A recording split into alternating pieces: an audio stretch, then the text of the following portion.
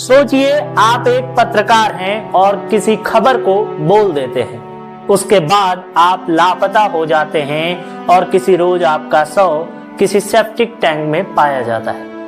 आपका शरीर फुला हुआ होता है और आपके जिस्म पर कई तरह के चोटों के निशान होते हैं, और ये सब सिर्फ इसलिए होता है क्योंकि आप एक खबर को दुनिया के सामने ला रहे थे। ऐसी ही एक दर्दनाक घटना हुई है छत्तीसगढ़ के पत्रकार मुकेश चंद्राकर के साथ। दरअसल छत्तीसगढ़ में एक स्थानीय समाचार चैनल में काम करने वाले पत्रकार मुकेश चंद्राकर 3 जनवरी को बीजापुर जिले में मृत पाए गए। मुकेश ने बस्तर में 120 करोड़ रुपए की सड़क निर्माण परियोजना में कथित भ्रष्टाचार को उजागर करते हुए कॉन्ट्रैक्टर सुरेश चंद्राकर के खिलाफ एक खबर चलाई थी। इस रिपोर्ट के बाद 1 जनवरी की रात से ही मुकेश गायब थे और कॉन्ट्रैक्टर सुरेश के भाई रितेश से मिलने गए थे, जिसके बाद से वो वहीं से ही लापता हो गए। मुकेश का फोन लगातार बंद आ रहा था, जिसके बाद उनके बड़े भाई युकेश चंद्राकर ने गुमशुदगी की रिपोर्ट दर्ज कराई। जब पुलिस ने छानबीन शुरू की, तब 2 दिन बाद पत्रकार मुकेश चंद्राकर का शव बीजापुर शहर के स्थानीय सड़क ठेकेदार सुरेश चंद्राकर के परिसर में एक सेफ्टी टैंक में पाया गया। अब जरा सोचिए, क्या देश में अब किसी खबर को दिखाना इतना बड़ा गुनाह हो गया है कि उसे मारकर सेफ्टी टैंक में ठूस दिया जाए? जब लोगों की आवाज बनने वालों की ही कोई आवाज ना सुनी जाए, उनके दर्द को ना समझा जाए और सच दिखाने पर मौत के घाट उतार दिया जाए, तो यह कहना गलत नहीं होगा कि देश में जंगल राज आ गया है। क्या देश या राज्य में बैठी सरकारें अब लोगों की सुरक्षा भी नहीं कर पा रही हैं? अब कैसे कोई पत्रकार सच दिखाने की हिम्मत करेगा, जब उसके हिम्मत और हौसले को ही तोड़ा जाएगा? ऐसा हम इसलिए नहीं कह रहे हैं क्योंकि यह पहला मामला नहीं है जहां पर किसी पत्रकार की हत्या कर दी गई। इसके अलावा आए दिन पत्रकारों की हत्या और उन्हें धमकाने की खबरें आती रहती हैं।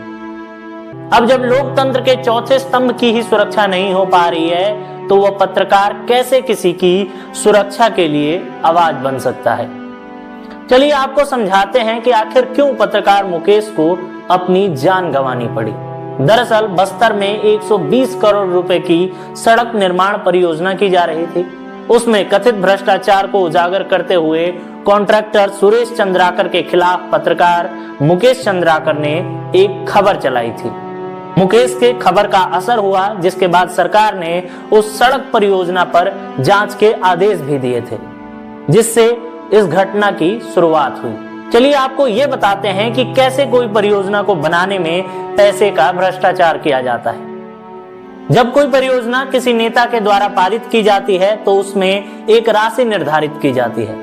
उसके बाद वो नेता उस परियोजना की जिम्मेदारी भी किसी ऐसे अधिकारी को देता है जो किसी ना किसी रूप में उसका खास होता है। उसके बाद वो अधिकारी भी उस परियोजना का कॉन्ट्रैक्ट किसी ऐसे कॉन्ट्रैक्टर को ही देता है जो उसका खास होता है, और इस प्रकार से घोटाले की चेन चलती रहती है। और अगर बीच में कोई ईमानदार पत्रकार सच्चाई दिखाने की जरूरत करता है, तो उसकी आवाज को हमेशा के लिए इस कदर खामोश कर दिया जाता है कि फिर कोई सच दिखाने की हिम्मत ही ना कर सके। जब कोई पत्रकार बनने की सोचता है, तो उसके मन में पत्रकारों की सुरक्षा को लेकर कई सारे सवाल आते हैं। सवाल यह है कि कहने को तो हम संविधान के चौथे स्तंभ हैं, लेकिन अब इसी स्तंभ को ताकत के जरिए ध्वस्त किया जा रहा है। एक पत्रकार जब अपने घर से काम की ओर निकलता है, तो वो हर रोज किसी ना किसी अन्याय के खिलाफ या तो खड़ा होता है या किसी सच की आवाज बनता है, जिसमें उस पत्रकार को खुद के लिए भी काफी खतरा होता है, और वो अपने जान को जोखिम में डालकर सारे अन्यायों के विरुद्ध वो खड़ा रहता है। तो उसके सुरक्षा की आखिर जिम्मेदारी किसकी है, ये बड़ा सवाल है। क्या आपको नहीं लगता कि पत्रकारों की सुरक्षा को लेकर एक ऐसा कानून बनना चाहिए जिसमें पत्रकारों को न्याय मिल सके, उनकी सुरक्षा की जा सके, या हम यूं ही रोज किसी ना किसी नए आवाज को खोते चले जाएंगे? आप इस घटना पर क्या सोचते हैं? वीडियो के कमेंट बॉक्स में जरूर बताएं, और ऐसी ही देश दुनिया की तमाम खबरों को देखने के लिए देखते रहें द हॉक। धन्यवाद।